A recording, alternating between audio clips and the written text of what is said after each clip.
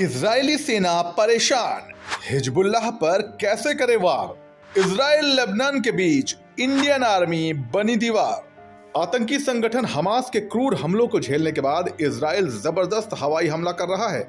Gaza पट्टी पर रोजाना सैकड़ों की तादाद में बमों की बरसात हो रही है। हमास आतंकवादियों का गढ़ धुआं धुआं हो रहा है। दहशत फैलाने वालों के कदम खुद डर के मारे थर-थर कांप रहे हैं। मगर इजराइल को ऐसे वक्त में गाजा के साथ साथ लेबनान से लगी सीमा पर भी एक नया मोर्चा खोलने के लिए मजबूर होना पड़ रहा है।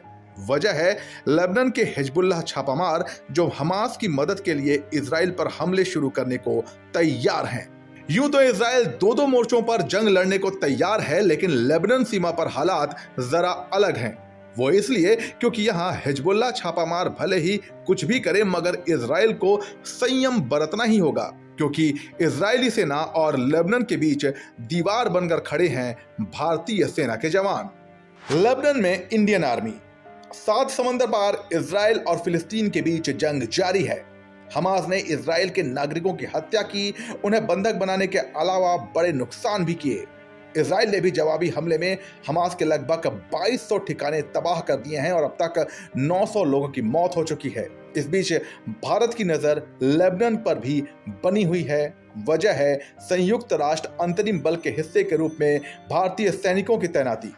यूनिफिल ने बताया है कि हमास इजराइल संघर्ष के मद्देनजर कुछ रॉकेट और तोपों से गोलीबारी की गई है। ब्लू लाइन पर भारतीय सेना। यूनिफिल 110 किलोमीटर की ब्लू लाइन पर तैनात है। यह वही ब्लू लाइन है जो इजराइल और शिया इस्लामी हिजबुल्लाह फोर्स के बीच युद्ध का गवाह भी रहा है।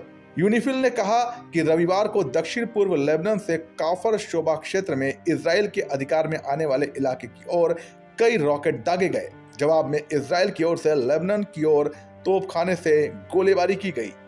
सोमवार को दक्षिण पश्चिम लेबनान में अल बोस्तान के पास भी विस्फोट किए गए थे। यूनिफिल में 48 देशों के करीब 10,500 पीस कीपर्स हैं। इजराइल हमास संघर्ष के बीच यूनिफिल ने ब्लू लाइन के दोनों ओर के अधिकारियों को अत्यधिक संयम बरतने और हमलों को रोकने का आग्रह किया है। सुरक्षित हैं भारतीय सैनिक। भारतीय सेना के सूत्रों के मुताबिक जिन क्षेत्रों में भारतीय दल तैनात है वहां कोई हमला या विस्फोट नहीं हुआ है। गोलान हाइट्स पर इजरायली और सीरियाई बलों के बीच संयुक्त राष्ट्र डिसएंगेजमेंट फोर्स यानी कि UNDOF के हिस्से के रूप में करीब 200 भारतीय सैनिक भी तैनात हैं।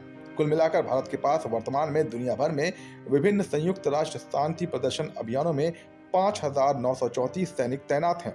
भारत ने दशकों में संयुक्त राष्ट्र के अभियानों में 159 सैनिकों को खो दिया है, जिनमें यूनिफिल में 6 और UNDOF में 2 शामिल हैं। इस पूरी खबर पर आपकी क्या राय है, हमें कमेंट सेक्शन में बताइए और देश दुनिया के खबरों के लिए बने रहिए जनसत्ता के साथ। नमस्कार।